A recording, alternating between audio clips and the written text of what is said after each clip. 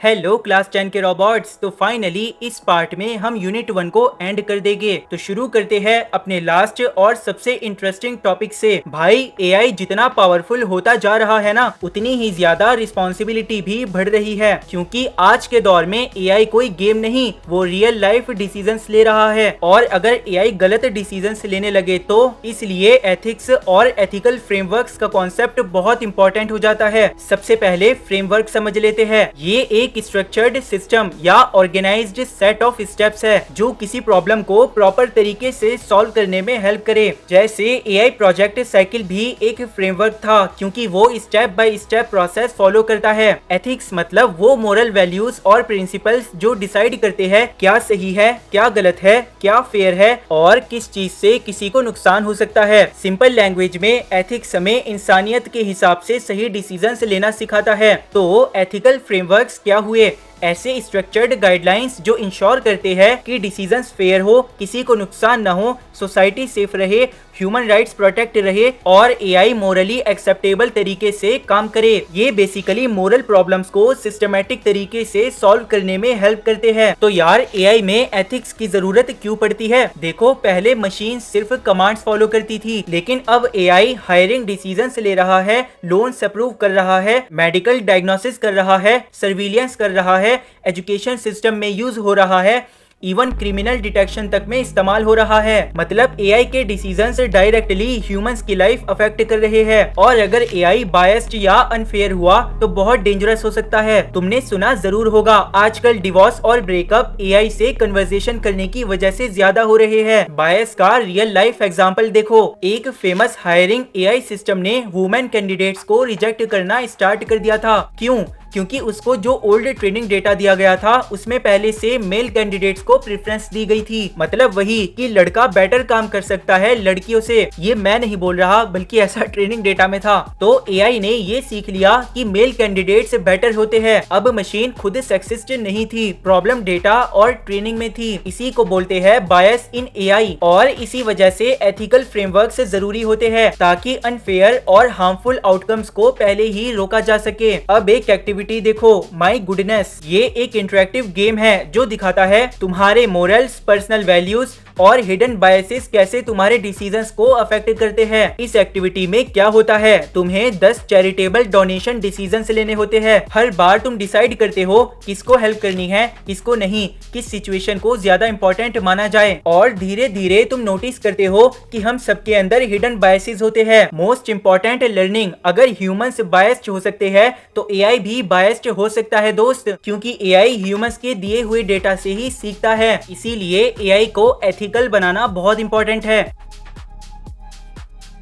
Now types of ethical frameworks for AI. पहला, sector based frameworks. ये frameworks किसी particular field या industry के लिए स्पेशली बनाए जाते हैं। आसान शब्दों में, हर सेक्टर की प्रॉब्लम्स और रिस्क अलग होते हैं, इसीलिए उनके एथिक्स भी अलग होते हैं। एग्जाम्पल, बायो एथिक्स, जो हेल्थ केयर और मेडिकल फील्ड के लिए एथिकल फ्रेमवर्क है। ये इंश्योर करता है पेशेंट प्राइवेसी सेफ रहे, मेडिकल डेटा सिक्योर हो, फेयर ट्रीटमेंट हो और एआई रॉन्ग मेडिकल डिसीजंस ना ले। हेल्थ केयर में एआई रिस्क क्या हो सकते हैं? अगर एआई गलत डायग्नोसिस कर दे, किसी पेशेंट का प्राइवेट डेटा लीक कर दे, अमीर और गरीब पेशेंट्स को अनफेयर ट्रीटमेंट दे, तो सीरियस प्रॉब्लम हो सकती है। इसीलिए bio ethics health care AI को कंट्रोल करता है। और भी सेक्टर बेस्ड फ्रेमवर्क्स है, जैसे फाइनेंस, जो एआई लोन अप्रूवल्स और बैंकिंग में यूज होता है। इसमें एथिक्स इंश्योर करता है फेयर लोन अप्रूवल हो, भेदभाव ना हो और फ्रॉड डिटेक्ट हो। नेक्स्ट, एजुकेशन, जो एआई लर्निंग एप्स और ऑनलाइन एग्जाम्स में यूज होता है। इसमें एथिक्स इंश्योर करता है फेयर मार्किंग हो, स्टूडेंट प्राइवेसी सेफ रहे और चीटिंग डिटेक्ट हो। नेक्स्ट, ट्रांसपोर्टेशन, जैसे सेल्फ ड्राइविंग कार्स और ट्रैफिक सिस्टम्स। इसमें एथिक्स इंश्योर करता है सेफ्टी मेंटेन्ड रहे, एक्सीडेंट्स कम हो और ह्यूमन लाइफ प्रोटेक्टेड रहे। नेक्स्ट, लॉ इन्फोर्समेंट, जैसे क्राइम डिटेक्शन और सर्विलियंस सिस्टम्स। इसमें एथिक्स इंश्योर करता है प्राइवेसी वायलेट ना हो और इनोसेंट लोग अनफेयरली टारगेट ना हो। एक लाइन में निचोड़ समझो, सेक्टर बेस्ड फ्रेमवर्क्स मतलब हर इंडस्ट्री के हिसाब से स्पेशल एथिकल रूल्स। दूसरा टाइप है वैल्यू बेस्ड फ्रेमवर्क्स। ये फ्रेमवर्क्स इंडस्ट्रीज पे नहीं बल्कि मोरल वैल्यूज और प्रिंसिपल्स पे बेस्ड होते हैं। सिंपल वर्ड्स में ये डिसाइड करते हैं कि मोरली सही डिसीजन क्या है। इनके 3 मेन टाइप्स है। राइट्स बेस्ड फ्रेमवर्क, ये फ्रेमवर्क ह्यूमन राइट्स और डिग्निटी को प्रोटेक्ट करता है। सिंपली बोलूं तो एआई को किसी के बेसिक राइट्स वायलेट नहीं करना चाहिए। इस फ्रेमवर्क के अकॉर्डिंग एआई को फेयर होना चाहिए, डिस्क्रिमिनेशन नहीं करना चाहिए, प्राइवेसी रिस्पेक्ट करनी चाहिए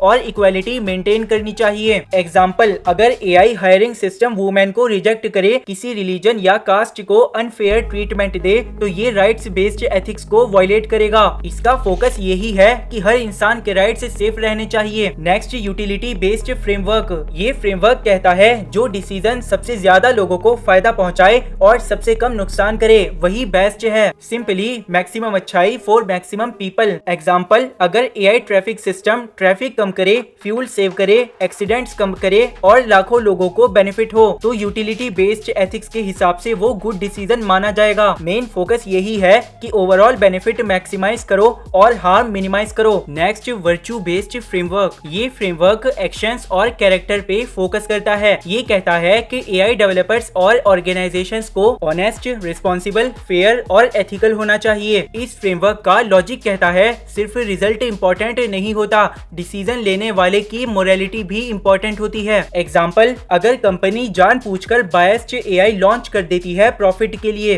तो वो वर्च्यू बेस्ड एथिक्स वायलेट करेगी। यानी इसका मेन फोकस है मोरल वैल्यूज और गुड कैरेक्टर पर।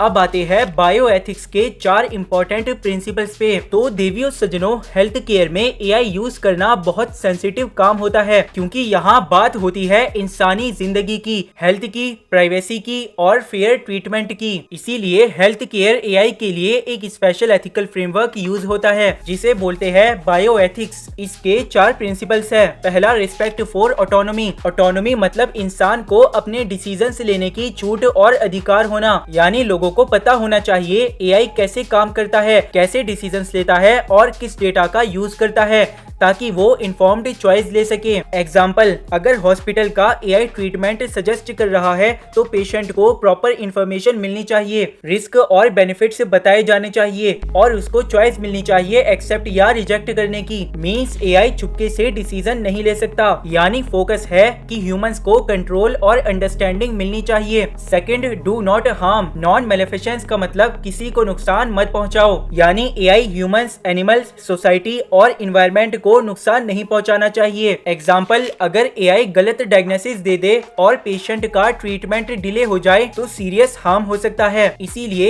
एआई सिस्टम्स को एक्यूरेट, सेफ और प्रॉपर्ली टेस्टेड होना बहुत जरूरी है। Third, maximum benefit. बेनिफिशियंस मतलब मैक्सिमम अच्छाई करना। एआई का गोल सिर्फ मिस्टेक्स अवॉइड करना नहीं होना चाहिए, उसको एक्टिवली सोसाइटी का वेलफेयर इंप्रूव भी करना पड़ेगा। सिंपली एआई पॉजिटिव आउटकम्स लाए, लोगों की लाइफ बेटर बनाए और मैक्सिमम लोगों को फायदा पहुंचाए। एग्जाम्पल, एआई बीमारियां जल्दी डिटेक्ट करे, बेटर ट्रीटमेंट से सजेस्ट करे, डॉक्टर की हेल्प करे, टाइम और कॉस्ट रिड्यूस करे ताकि ज्यादा पेशेंट्स को बेनिफिट मिले। फोर्थ, जस्टिस मतलब फेयरनेस और इक्वालिटी। एआई के बेनिफिट्स, अपॉर्चुनिटीज और बर्डन्स सब लोगों में फेयरली डिस्ट्रीब्यूट होने चाहिए, बिना बायस, भेदभाव और अनफेयर ट्रीटमेंट के। एग्जाम्पल, एआई सिर्फ रिच एरियाज के पेशेंट्स को बेटर ट्रीटमेंट प्रायोरिटी नहीं दे सकता। हर पेशेंट को फेयर ट्रीटमेंट मिलना चाहिए, जेंडर, रीजन और इनकम से इंडिपेंडेंट। मेन फोकस यही है कि सबके साथ फेयर ट्रीटमेंट होना चाहिए। Quick understanding of all 4 principles. एक लाइन में बोलूं तो रिस्पेक्ट फॉर ऑटोनॉमी मतलब ह्यूमंस को इन्फॉर्म्ड चॉइस मिले, नॉन मैलिफिसेंस यानी नुकसान मत पहुंचाओ, बेनिफिशियंस मतलब मैक्सिमम अच्छाई करो, जस्टिस मतलब सबके साथ फेयरनेस रखो।